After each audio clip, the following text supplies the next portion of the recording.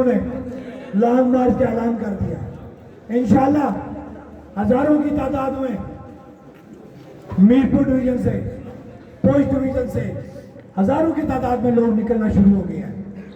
और इंशाल्लाह कल हम यहाँ से, जो हमने अपर अड्डा के चौक में ऐलान किया है कि हम 11 बजे नीलम पुल से बरारकोट की तरफ जाएंगे एंट्री पॉइंट को बंद करने के लिए। क्या हमारे साथ चलेंगे?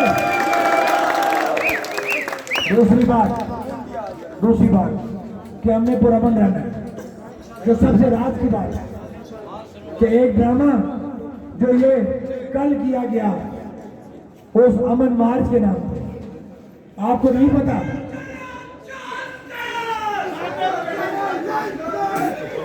बस